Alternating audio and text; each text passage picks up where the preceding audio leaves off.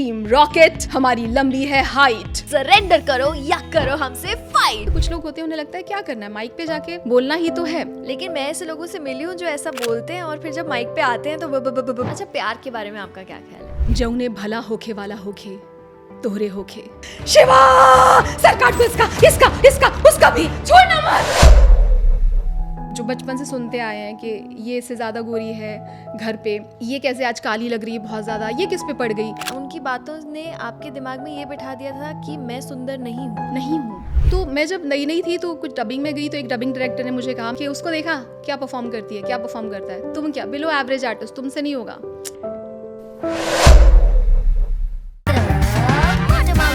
Hi guys, thank you so much for all the love on the Motormouth show and on the channel.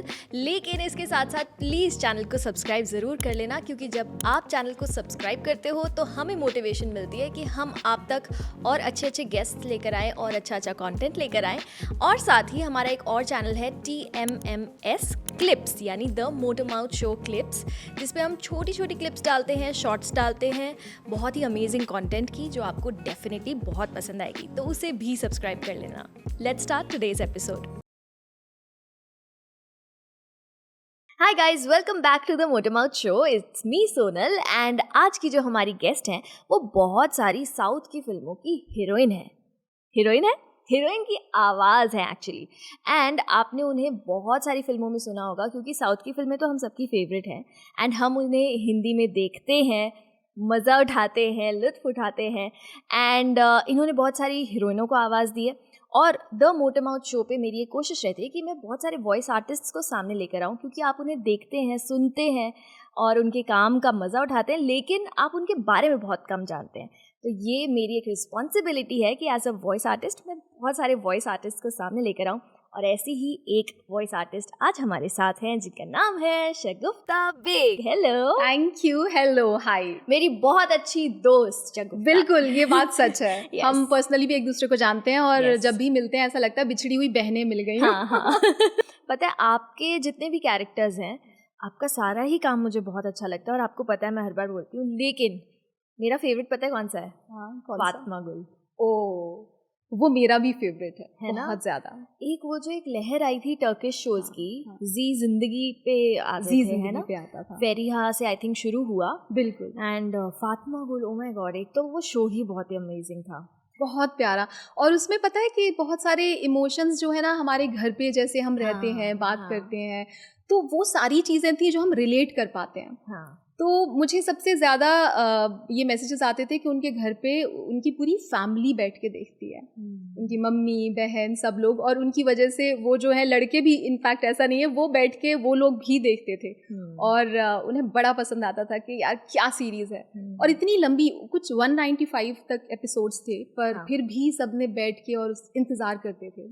And I think वो जो Turkish shows थे ना, वो सबको suddenly इतने ज़्यादा अच्छे इसलिए लगे क्योंकि हमारे यहाँ चलते थे सास बहू शोज, एंड ये एक अलग ही फ्लेवर मिला टर्किश शोज में, जो बहुत सटल, बहुत नॉर्मल, नेचुरल एक्टिंग और बहुत ही दिल को एकदम छूने वाली कहानी। पता है सोनल, जब मैंने ये ऑडिशन दिया था तो मुझे अमान काजी जो है स्काई हाई प्रोडक्शंस में, और मैंने 2 सीन्स करवाए थे उन्होंने। तो एक ये इमोशनल सा सीन था, एक ये गैंग रेप वाला था जब होता है, और उसके बाद जो उसका रिएक्शन, तो मैं दहल गई थी।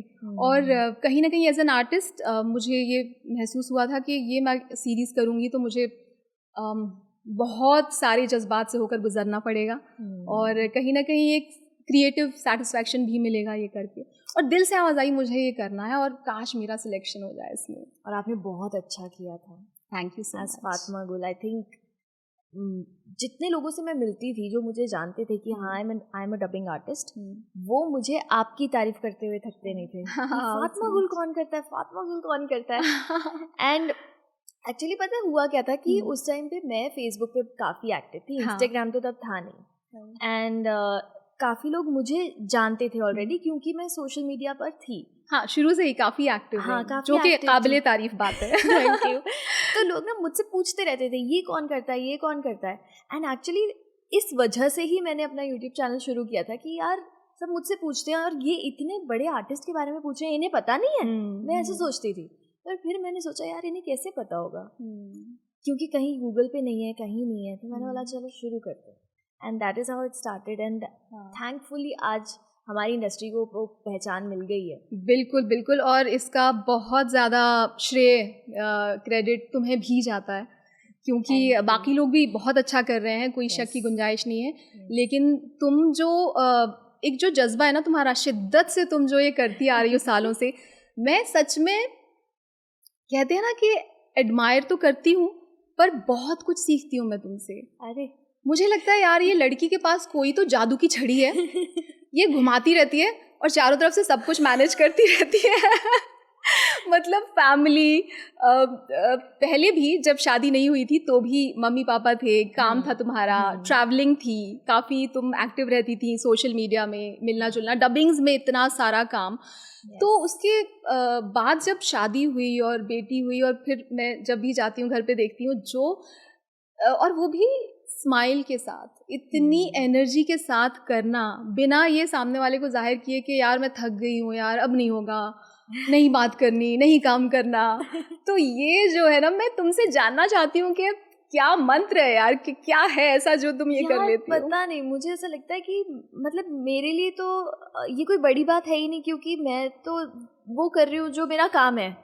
मेरे लिए अगर आप मुझसे पूछो तो मैं तो मतलब नॉर्मल सा ही काम कर रही हूँ। नहीं, पर जैसे ये घर संभालने वाली बात और काम करने वाली बात, ये मुझे बहुत सारी मदर्स बोलती हैं, पता है कि ना, how are you doing it, क्योंकि मदरहुड एक खुद में एक 24/7 वाली जॉब है, और उसके साथ जो वर्किंग मदर्स होती हैं, और जब मैं खुद का काम अगर गिनने बैठती हूँ तो मुझे ऐसा लगता है मुझे पॉडकास्ट भी करना है, मतलब मुझे शूट भी करना है, फिर मुझे एडिट पे भी देखना है, फिर मुझे डबिंग भी करनी है, तो मुझे ये भी वो भी सब करना है। बट मेरा आधा काम जो है ना, thankfully by the support of the family and I have help, तो उनका बहुत बड़ा सपोर्ट है कि वो वहाँ पर ध्यान रख लेते हैं, तो मेरी आधी टेंशन खत्म हो जाती है कि हाँ चलो Siara is in the right hands, and उसका ख्याल रखने के लिए कोई है तो मैं यहाँ फोकस कर सकती हूँ, अदरवाइज तो मैं नहीं कर सकती। I would have been at home.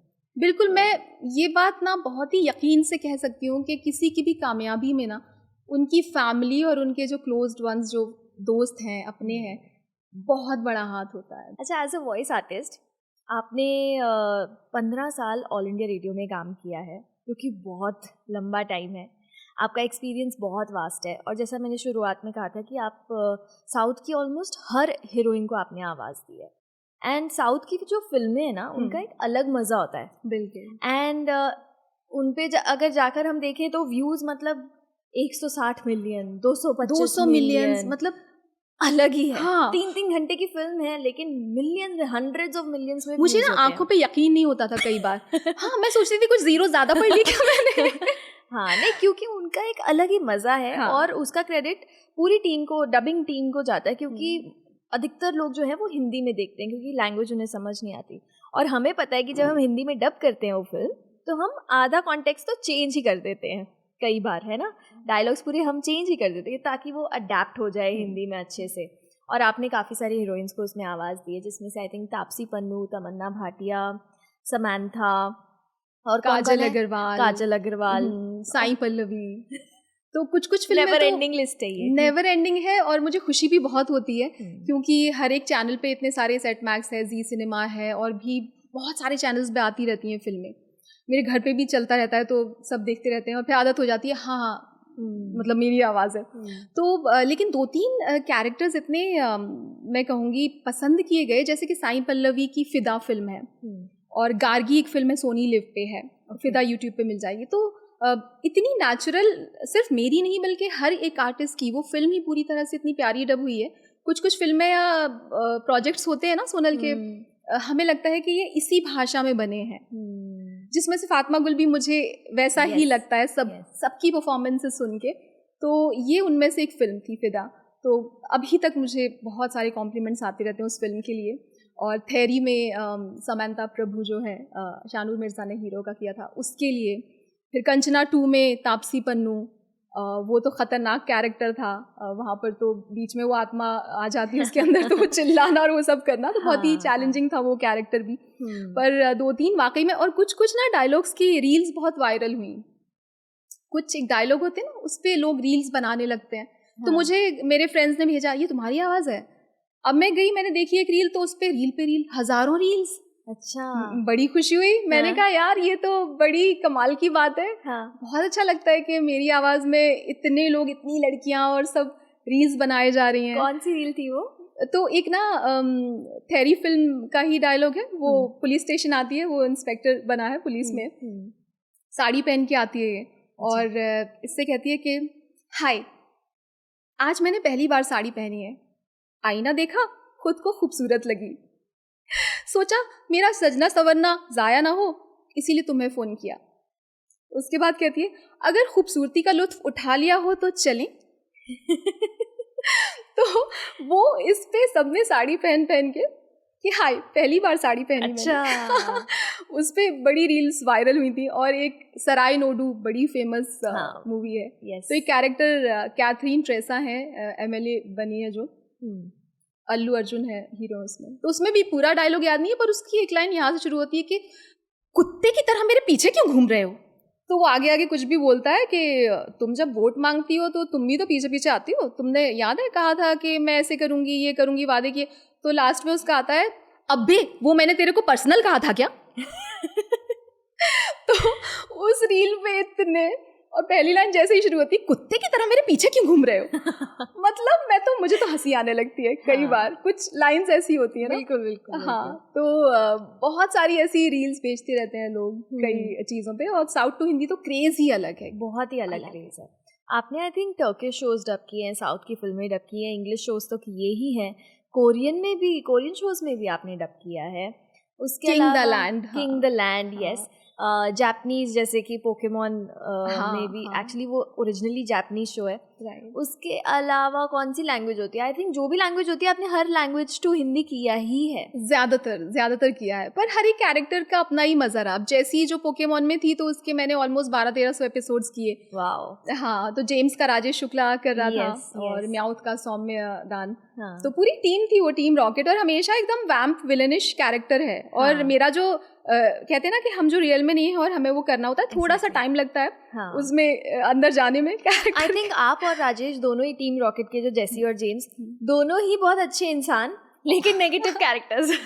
एकदम ही बिल्कुल कॉमेडी नेगेटिव है ना, लेकिन हाँ वही बात हो जाती है। पर उसका भी एक अपना मजा होता है, हर बार आके के दुनिया को तबाही से बचाने के लिए, सबको एक साथ लाने के लिए, सबको बताने के लिए कि हम क्या कर सकते हैं, सारी दुनिया को अपनी मुट्ठी में कर सकते हैं। जैसी जेम्स, टीम रॉकेट, हमारी लंबी है हाइट, सरेंडर करो या करो हमसे फाइट। ये अरे यार बड़ा क्यूट। तो वो भी बच्चों में ना इसकी रील्स भी बहुत बनती हैं।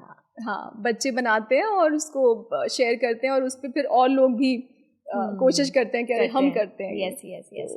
और कोरियन वाला जो किंग द लैंड शो था, उसका कैसा एक्सपीरियंस था आपका? उसका ना वो भी कहीं ना कहीं, जैसे फातमागुल से मेरा लगाव बहुत हो गया था, बहुत ही स्वीट सी, प्यारी सी। इसमें भी ये बंदी जो है होटल इंडस्ट्री में, हॉस्पिटैलिटी में रहती है, और वैसी है ये भी, मतलब बहुत ज़िंदगी को एंजॉय करने वाली, प्यारी सी। जैसे जाती है ऐसे ही बैठती है इंटरव्यू में, ऐसे ही बैठी हुई है, सामने उसका इंटरव्यू ले रहे हैं, और वो जैसी है तो बस बोलती है हाय छन सारंग, और कुछ रोल नंबर बताती है। तो उससे कहते हैं कि आपको क्या आता है, आपको म्यूज़िक, बोलती है हाँ मुझे म्यूज़िक में बड़ा शौक है। तो पियानो बजा, हाँ बजाओ। तो वो ऐसे ही शुरू होती है टंग टंग टंग टंग टंग टंग टंग टंग। तो मतलब है नहीं, पर वो इतने कॉन्फिडेंट होके उस बात को बोलती है। और उसको ट्रेनिंग दी जाती है कि देखो तुम्हें यहाँ पर ना हमेशा ये डायलॉग याद रखना है, मुस्कुराओ मुस्कुराओ मुस्कुराओ। और मुस्कुराना है, कोई भी आ रहा है, क्योंकि हर गेस्ट जो है तुम्हारा हॉस्पिटैलिटी के लिए। बिल्कुल बिल्कुल। तो पूरे टाइम बेचारी वो नहीं भी मूड अच्छा होता है तो भी कुछ भी कर रही है, दुखी भी है, मुस्कुराओ मुस्कुराओ मुस्कुराओ। तो और फिर ऑफ कोर्स फिर वो हीरो फरहान पटेल ने किया। तो वो भी बहुत प्यारा, दोनों की केमिस्ट्री है बड़ी प्यारी दिखाई है। वो भी पता है, कुछ सीरीज होती हैं जब खत्म होने लगती है ना, डबिंग कर दुख होता है, बहुत दुख होता है। पर मुझे ना ऐसा लगता है हम लोग एज डबिंग आर्टिस्ट, हमारा काम कितना खूबसूरत है कि हम स्टूडियो के अंदर जाते हैं, कई बार हमें पता भी नहीं होता हम क्या डब करने वाले हैं, हमें स्टोरी भी नहीं पता होती, हम जाते हैं, हम वो कैरेक्टर निभाते हैं, उसके साथ जुड़ भी जाते हैं, फिर वो सीरीज़ ख़त्म हो जाती है, फिर हम वो लगाव ख़त्म भी हो जाता है, कहीं ना कहीं याद रहता है, पर वो रिश्ता टूट भी जाता है वहाँ, फिर एक नया रिश्ता जुड़ जाता है एक अलग कैरेक्टर के साथ, एक नए कैरेक्टर के साथ। कितनी कमाल जॉब कितनी ब्यूटीफुल है, बहुत प्यारी। और सोचो हम एक ही जगह रह के एक माइक के सामने बोलकर, जैसे कि एक्टर्स होते हैं तो सोनल वो तो अलग अलग जगह शूट करने जाते हैं, हाँ। देश विदेश यहाँ वहाँ जहाँ भी वहाँ जाके परफॉर्म करते हैं, और हम सिर्फ एक माइक के पीछे बैठ के सारे इमोशंस उसमें हम कितनी दुनियाएं घूम आते हैं, देख लेते हैं और इमोशंस को महसूस कर लेते हैं, हर सिचुएशन देख लेते हैं, हर मतलब हम सच में मतलब ये भी मतलब मैं हमेशा मानती हूँ। लकी। अच्छा, प्यार के बारे में आपका क्या ख्याल है? प्यार के बारे में क्या ख्याल है? देखो मैं कहूँ कि हम जैसे लोग, मुझे लगता है कि प्यार की मिट्टी से ही बने हुए हैं। हाँ, ये तो है, पूरी तरह से बने हुए हैं, क्योंकि हमारे अंदर वो जो है ना नफरतें या किसी के लिए जलन, हाँ, ये जरा भी नहीं है। मेरे दादाजी जो हैं वो शायर रहे हैं, हाँ, और मुझे ये चीज़ बहुत बाद में पता, क्योंकि मैं जब बहुत छोटी थी ना, तब दादाजी को याद है मैं मिली हूँ, लेकिन वो गुजर गए थे, और फिर इंग्लिश लिटरेचर के वो प्रोफेसर रहे हैं उस टाइम पर। हाँ, उस टाइम पे।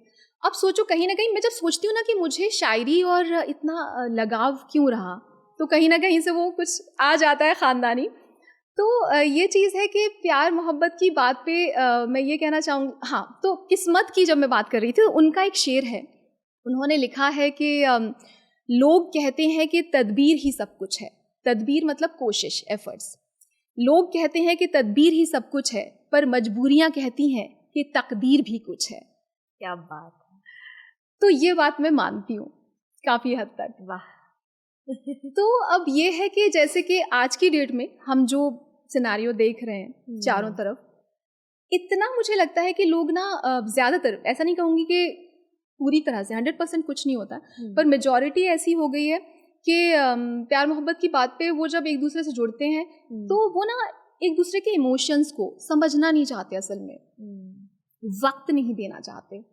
होता क्या है कि आप किसी इंसान को जब जानोगे, जाहिर सी बात है वो एकदम से आपकी ज़िंदगी को, आप अपनी ज़िंदगी की सारी चीज़ें एक साथ नहीं बताएगा। देखो, सब अच्छी अच्छी चीज़ें आपको दिख रही हैं, बाहर वो इंसान मिल रहा है, हंस रहा है, अच्छे से बात, तो आपको अच्छा लग रहा है, और जहाँ से वो कोई एक इमोशनल बात बता दे कि घर पे कोई कुछ हुआ, दिक्कत है, या आपको कोई परेशानी है, फिजिकल कुछ भी है, तो सामने वाला कई बार होता है ना कि उनको वो नहीं सुनना है, इंटरेस्टेड नहीं है। तो ये तो जो सच्ची मोहब्बत होती है वो तो सुख और दुख के साथ ही होते हैं, है ना। तो ये चीज़ है। अब हो क्या रहा है, ये जो भी जिस तरह के एप्स आ गए हैं जहाँ पर लोग ढूंढ रहे हैं प्यार, तो वहाँ पर आकर जो हम जैसे ओल्ड स्कूल लोग हैं, जो उसमें यकीन रखते हैं वैसी मोहब्बत में, सच्ची मोहब्बत में, जो धीरे धीरे पनपती है, तो उनका ये हाल है कि एक आलम खुर्शीद साहब हैं, शायर हैं, उनके लिखे शेर हैं कि हम जैसे लोग ऐसे प्लेटफॉर्म में आके मतलब क्या सोचते हैं, क्या सिचुएशन है कि लुत्फ हमको आता है अब फरेब खाने में, लुत्फ हमको आता है अब फरेब खाने में, आजमाए लोगों को रोज आजमाने में, और दो घड़ी के साथी को हम सफ़र समझते हैं, किस कदर पुराने हैं हम नए ज़माने में। और तेरे पास आने में आधी उम्र गुजरी है, आधी उम्र गुजरेगी तुझसे दूर जाने में। ओहो। तो ये हाल हो जाता है, सोचिए कि आपको ना जिससे आप बात करते मिलते हो, आपको लगता है बस यही हम, मतलब हम सफ़र यही। आप सोचते तो हैं, सोचने लगते हैं। सामने वाले का क्या इंटेंशन नियत है आपको तो पता नहीं है उस वक्त, है ना। तो दो घड़ी के साथी को हम सफ़र समझते हैं, किस कदर पुराने हैं हम नए ज़माने में। तो ये उम्मीदें हो गई हैं। तो लेकिन फिर भी मैं ये नहीं कहूँगी कि उम्मीदें ना रखो या यकीन ख़त्म कर लो, बिल्कुल नहीं। पर हाँ, इस तरह के लोग हैं, 2% होंगे जो सच्ची मोहब्बत पे यकीन रखते हैं और मिलता भी है। तो बिल्कुल आपका वक्त और किस्मत दोनों जब एक साथ आ जाएंगे तो वो साथी जो है प्यारा सा, जो भी ढूंढ रहे हैं, मिल जाएगा। आपको कैसा साथी चाहिए अपने लिए? मुझे कैसा साथी चाहिए?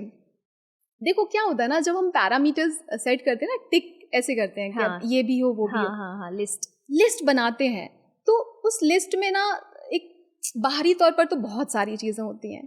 तो वो तो क्या होता है ना, जब आप किसी से सच में प्यार करते हो तो मुझे लगता है कि मायने नहीं रखती हैं वो बाहरी चीज़ें।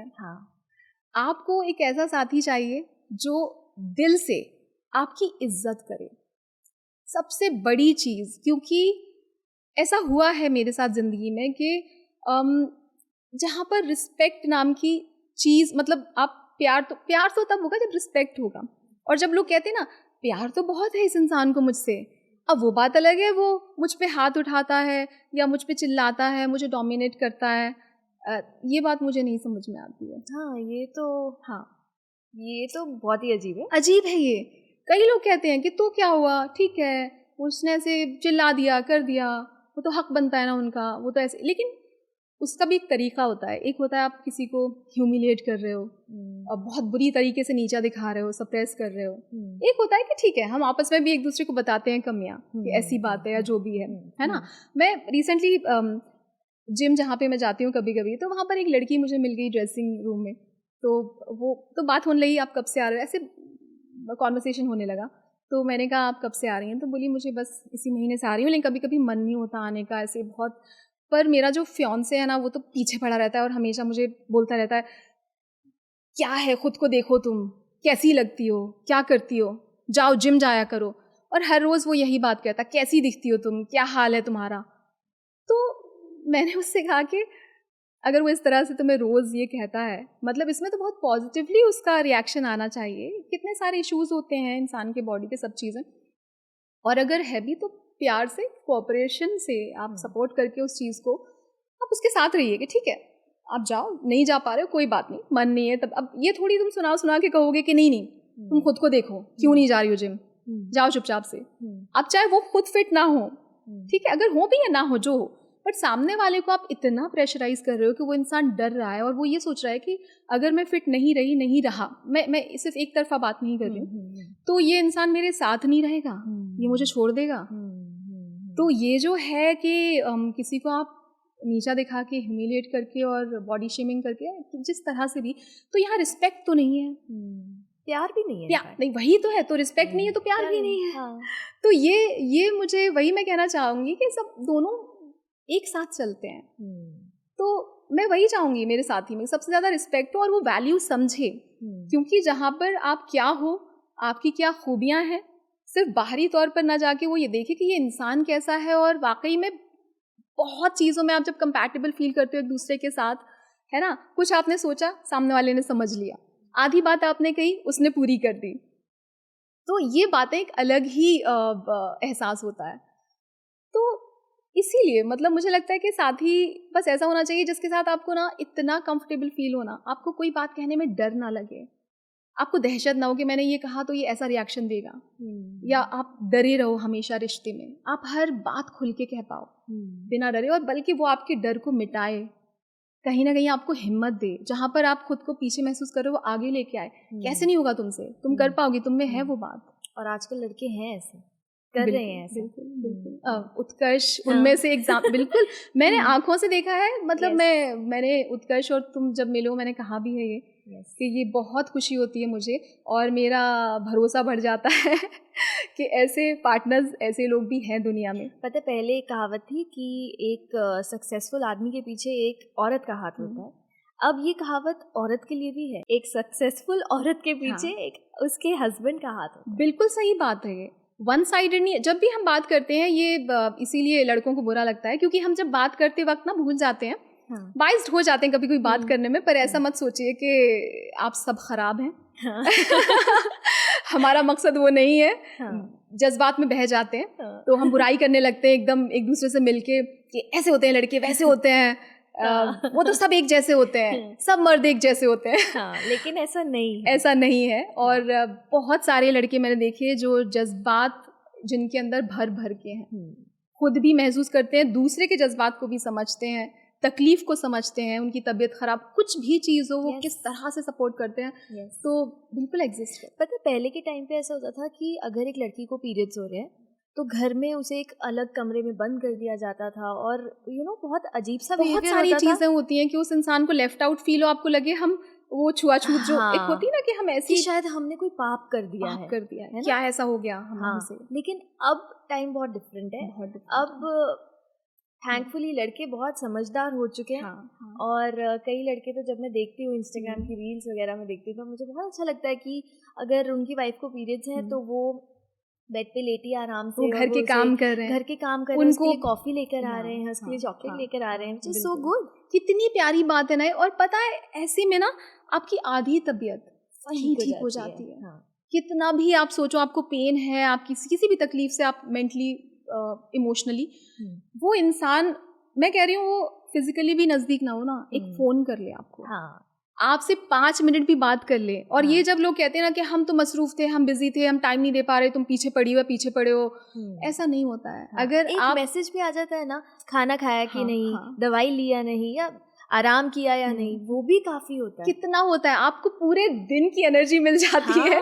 और वो कहते हैं ना कि लड़ने की ताकत आ जाती है आपके अंदर, कि कोई है हमारे साथ, है ना, जो हमारी फिक्र कर रहा है। और सोच के आप मुस्कुराते रहते हो उस इंसान के बारे में। फीलिंग होती है। बहुत प्यारी फीलिंग। और टचवुड आजकल के लड़के बहुत समझदार हो गए हैं, बहुत केयरिंग हो गए हैं, अपनी वाइफ्स को समझते हैं और हेल्प करते हैं। ये बहुत ही खूबसूरत बात है। हाँ, अभी एक्चुअली इसीलिए जो एक पेरेंटिंग जो एक टर्म आ गया है, पहले सिर्फ मदरहुड कहा जाता था, है ना, कि माँ की रिस्पॉन्सिबिलिटी समझी जाती थी कि बच्चे को पालना है और बड़ा करना है। अब हस्बैंड और वाइफ, क्योंकि दोनों वर्किंग हैं, तो दोनों इक्वली रिस्पॉन्सिबल हैं बच्चे को अच्छे संस्कार देने के लिए, उसके सारे काम करने के लिए। और हस्बैंड्स भी बहुत अच्छे से बच्चे को संभाल रहे हैं। उन्हें पहले नहीं भी आता हो तब भी एटलीस्ट कोशिश तो करते हैं उस चीज़ को करने के लिए। और वो कोशिश करना ही बहुत ज़्यादा खुशी दे जाता है। मुंबई में आने के बाद आपका सबसे लो टाइम कुछ रहा है आज तक, ऐसे प्रोफेशनली, या कुछ याद है? तो मैं जब नई थी तो कुछ डबिंग में गई, तो एक डबिंग डायरेक्टर ने मुझे कहा, मैं एक कुछ परफॉर्म नहीं कर पा रही थी, तो उन्होंने मुझसे कहा था एकदम से आके कि क्या कर रही हो तुम बिलो एवरेज आर्टिस्ट हो, तुमसे नहीं होगा ये। और फिर एग्जाम्पल देना, उनको सुना है, उनको देखा है, जैसे होता है ना, आप कहते हो कि वो आर्टिस्ट को सुना है, उसको सुना है। तो इस बात को कहने का भी अगर सही तरीका हो, हम कहते ही हैं कि अरे उसको सुनना, बहुत अच्छा परफॉर्मर है, या ये तो अच्छी बात है, हम सब एक दूसरे से सीखते हैं। पर यही बात आप इतनी बुरी तरह से कहोगे कि उसको देखा क्या परफॉर्म करती है, क्या परफॉर्म करता है, तुम क्या बिलो एवरेज आर्टिस्ट, तुमसे नहीं होगा, तुम नहीं कर पाओगे। बहुत हार्श हो जाता है। हाँ, हार्श हो जाता है। तो इस तरह से ये एक एग्जाम्पल था, पर कई बार लोगों ने इस तरह से बिहेव किया। तो मुझे हमेशा ऐसा लगता था कि यार लोगों को ऐसे टाइम पे, जब वल्नरेबल होते हो आप बहुत ज़्यादा, उस टाइम पे नहीं करना चाहिए।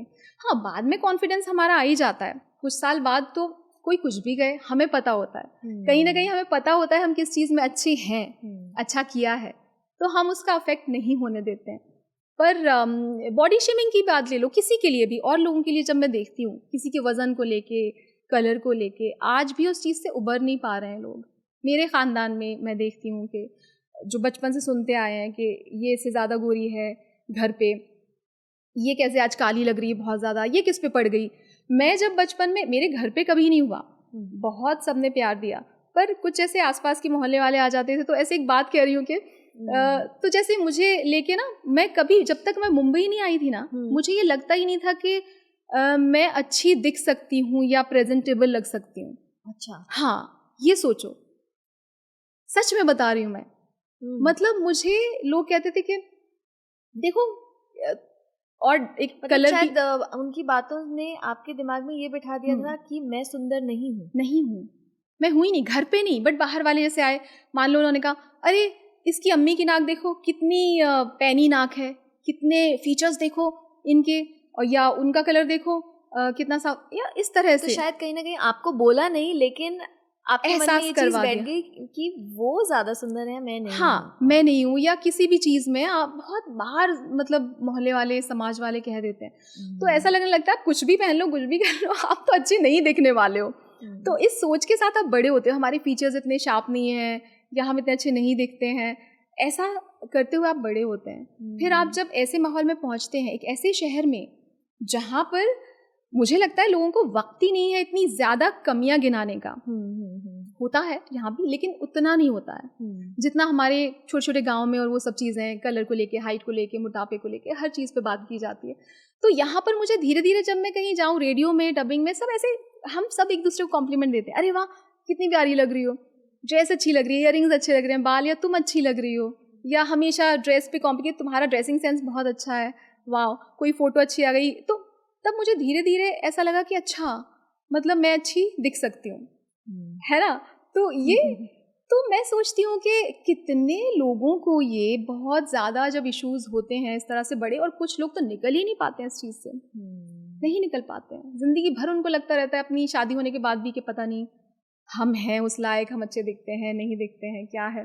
तो इस तरह से इसीलिए एक दूसरे को ना हमेशा मुझे लगता है कॉम्प्लीमेंट्स ना देते रहना चाहिए लाइफ में, मुझे ये फील होता है। और मेरे ख्याल से सबसे अच्छा फीचर तो हमारी स्माइल होती है, एक मुस्कुराहट से यार बंदे का चेहरा खिल जाता है। सबसे बड़ा जेवर है मुस्कुराहट जो हमारी होती है। यस, तो वो आपने पहन ली तो बस आप पूरे सज संवर गए। हाँ। ज़रूरत ही नहीं है। और आप किस तरह से बात करते हैं, लोगों से कैसे मिलते हैं, वो कितना मैटर करता है। पहली ही नज़र में, पहली मुलाकात में हम किसी से मिलते हैं तो इतना अच्छा इंप्रेशन शायद नहीं पड़ता ऐसे एकदम से, और जब वो बात करना शुरू करता है, कितना हम एडमायर करते हैं, हमारे दिल में उसके लिए कितनी इज्जत प्यार बढ़ जाता है कि वाह कितना प्यारा इंसान है ये, कितना खूबसूरत, प्यारा मतलब कितना खूबसूरत इंसान है ये। तो ये चीज़ है। तो हमें ना दोस्तों में, लोगों में, कहीं आते जाते भी, बाहर जैसे हम जाते हैं, कभी लिफ्ट में कोई मिल गया बाहर, तो कोई अच्छा लग रहा हो ना, कोई भी चीज़ उसकी कह देना चाहिए, क्योंकि क्या पता वो इंसान किस बात को लेके परेशान है उस वक्त, कॉन्फिडेंस लो है उसका, और आपकी एक चीज़, आपका कॉम्प्लीमेंट उसको कितना, उसके मूड को, उसके कॉन्फिडेंस को हाई कर सकता है। तो ये चीज़ें हम सबको करना चाहिए। यस, क्या बात। चलो अब हम आ जाते हैं वॉइसेस में। जो आपकी जो हीरोइनें हैं जिनको आपने आवाज़ दी है, सो बेसिकली वो आवाज़ आपकी नॉर्मल नेचुरल आवाज़ होती है ना, लेकिन वो हर एक हीरोइन पे ऐसी चिपक जाती है कि ऐसा लगता है वही बात कर रही है हिंदी में। तो हम एक एक करके कुछ एक डायलॉग्स सुने। हाँ ज़रूर, बिल्कुल।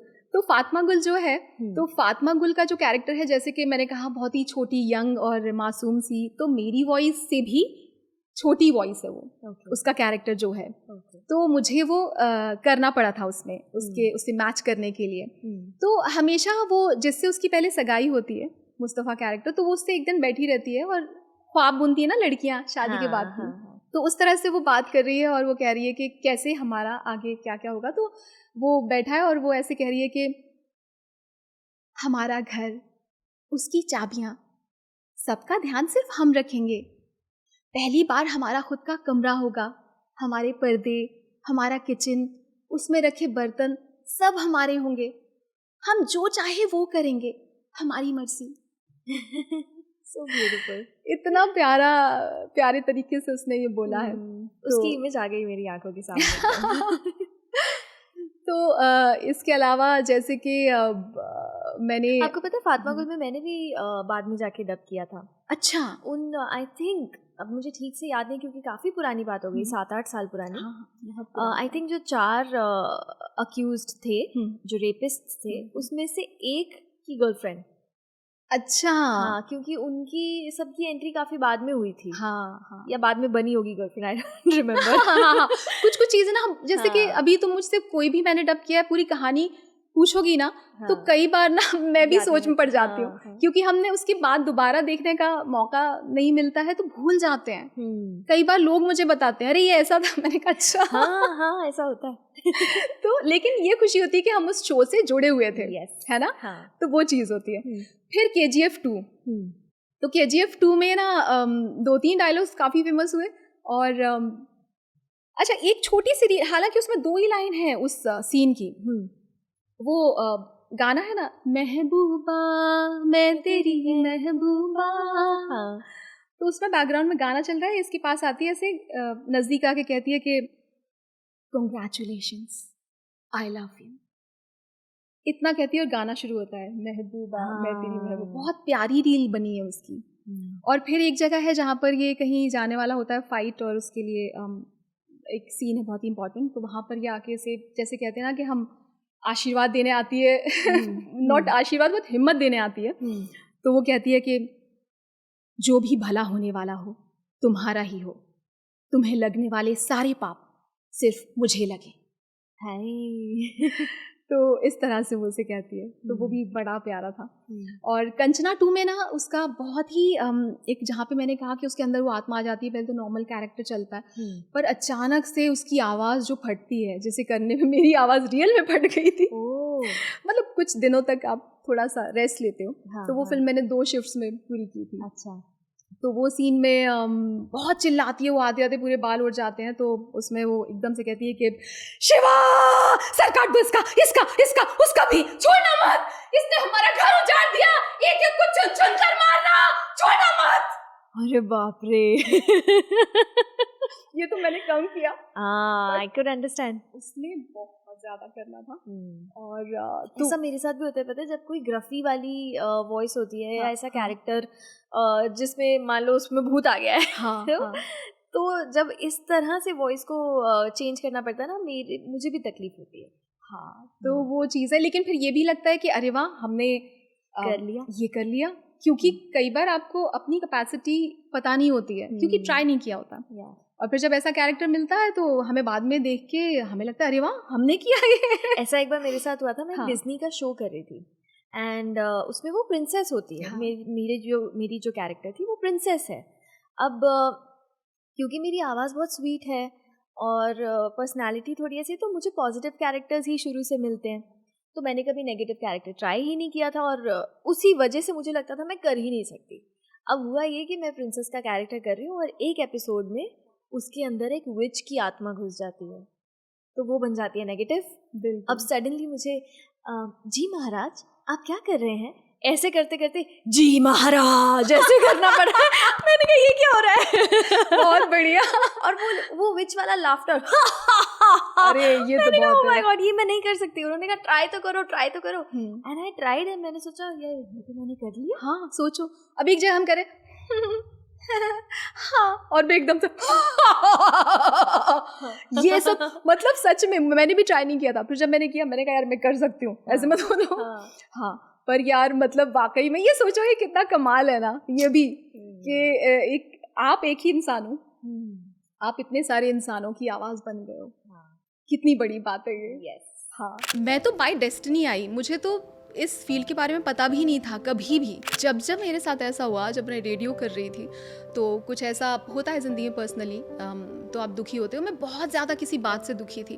बधाई होके हम तोहरा से प्यार करेली। अब ये वाली अंताक्षरी होती नहीं ना, नहीं होती यार सोनल। तू रूठा तो मैं रो दूंगी सनम। कोई काम करें क्या हम? अंताक्षरी खेलें जब तक कोई अटक नहीं जाता है। ठीक है ट्राई करते हैं। ठीक है। और ऐसा नहीं है कि किसी भी दशक का स्पेसिफिक गाना गाना है, हो सकता है। हारने वाली हूँ, बिल्कुल नहीं। क्या होता है ना, जो ज्यादा कभी कभी नॉलेजेबल या कॉन्फिडेंट होता है ना, कभी कभी वो भी पीछे रह जाता है।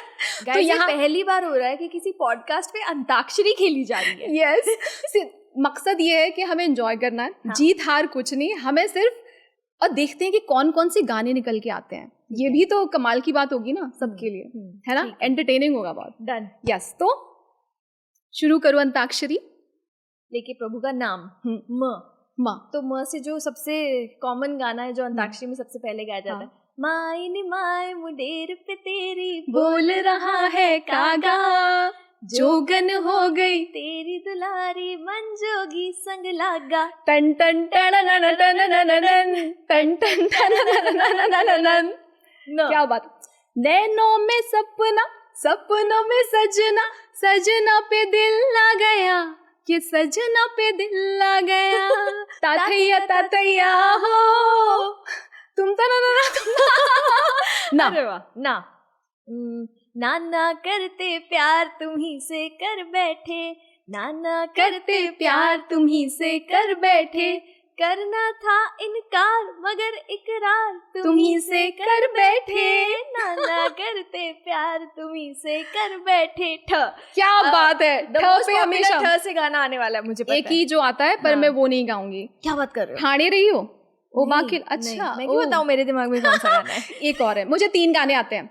एक तो ये है ठाणे रहियो ओ बाके यार हो, दूसरा है ठंडे ठंडे पानी से नहाना चाहिए, एक और है कोई जितेंद्र का गाना है, ठंडी हवा है पर्दा गिरा दो। ये तो मुझे नहीं पता, मुझे याद ही नहीं फिल्म का नाम। गिरा दो दम मारो दम मिट जाए हम, बोलो सुबह शाम, हर कृष्णा हरे राम। ये किसने गाया था, मैंने तुमने? मैंने गाया ये। चलो। मुझसे मोहब्बत का इजहार करता, काश कोई लड़का मुझे प्यार करता। तुमसे कोई गाना गाती हूँ। तुम मिले दिल खिले और जीने को क्या चाहिए। क्या बात है। ना हो तू उदास तेरे पास पास मैं रहूंगी जिंदगी भर। ना हो तू उदास तेरे पास पास मैं रहूंगी जिंदगी भर। सारे संसार का प्यार मैंने तुझी में पाया। तुम मिले दिल खिले और जीने को क्या चाहिए। क्या बात, क्या बात। ए नाज़नी सुनो ना, हमें तुम पे हक तो दो ना, कि देखा तुम्हें तो होश उड़ गए। होठ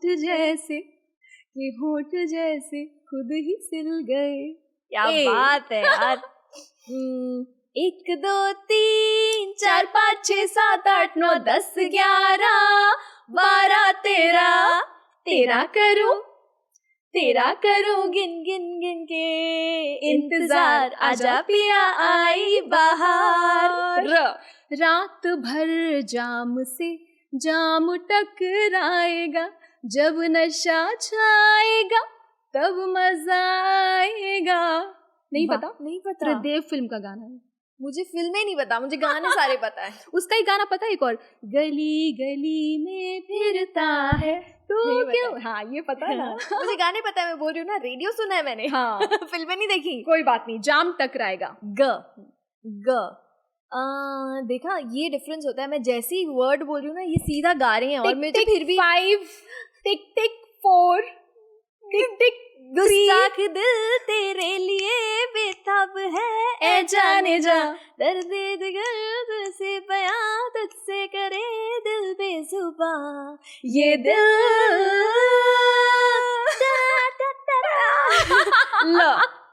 ओके। ले जाएंगे दिल वाले दुल्हनिया ले जाएंगे, रह जाएंगे पैसे वाले देखते रह जाएंगे। फिर कब आ गया? यस। टिक टिक टिक टिक। ये एक तो प्रेशर, ये प्रेशर टिक टिक टिक टिक वाला प्रेशर। मैं इसमें भी इमोशन दे रही हूँ। टिक टिक टिक टिक।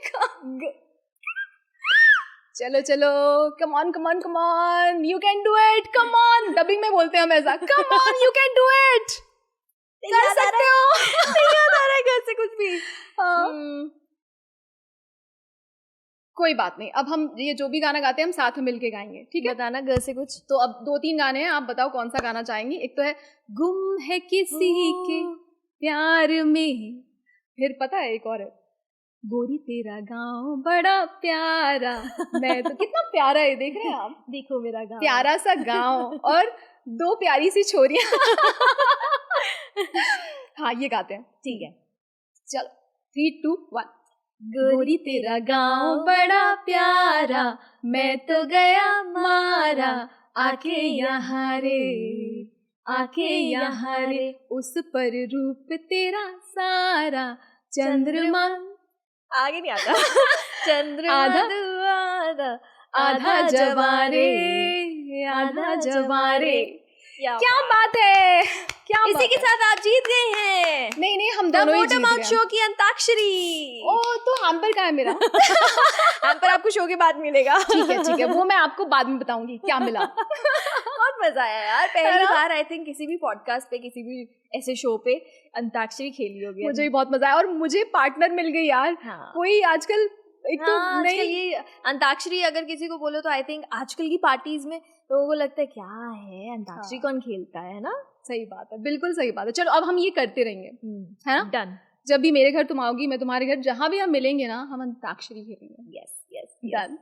पर बहुत अच्छा लगा यार आज, मुझे भी बहुत खुशी हुई, बहुत मजेदार एकदम। ऐसे मैं भूल गई थी कि कैमराज ऑन है, यहाँ पर प्यारे प्यारे से 4-5 लोग हैं और वो लोग भी इंजॉय कर रहे हैं, आई एम श्योर।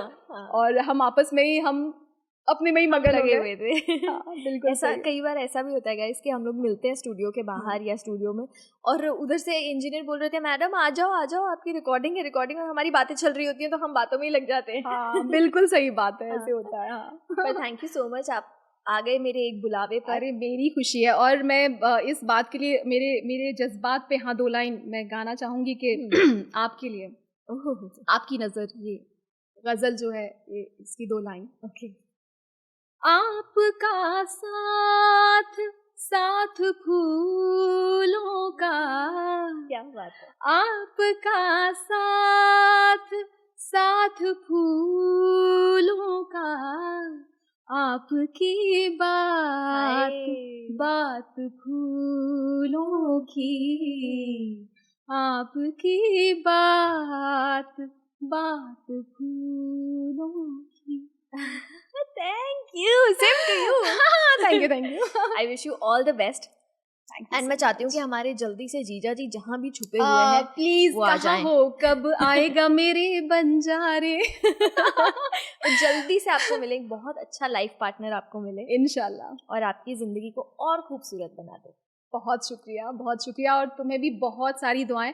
हालांकि सबको पता है कि तुम कितना अच्छा कर रही हो, और दिल से मैं ये कहना चाहूँगी कि हमेशा तुमसे बहुत लोग इंस्पायर होते रहे, मैं भी इंक्लूडिंग मी। तो और ज़्यादा, और दिन दूनी रात चौगनी जो तरक्की करते हैं तुम उस तरह से, और ऐसे ही स्माइल करती रहो, इतनी पॉजिटिविटी के साथ जो तुम सबको हंसाती हो, खुश रखती हो, ऐसे ही करती हो। Thank you so much, thank you, means a lot, दिल से थैंक यू, और इतनी मोटिवेटिंग बातें करने के लिए thank you. Thanks to you too, बहुत शुक्रिया, थैंक यू। गाइज, आपको आज का एपिसोड कैसा लगा प्लीज़ मुझे लिखकर बताना कमेंट्स में, एंड अगले एपिसोड में आप किसे देखना चाहेंगे वो भी लिखकर बताना। अच्छा लगा हो एपिसोड तो hit the like button, share it with your friends, and don't forget to subscribe to my channel the Motormouth. हम मिलते हैं अगले वीडियो में, बाय बाय, टेक केयर, प्यार यू।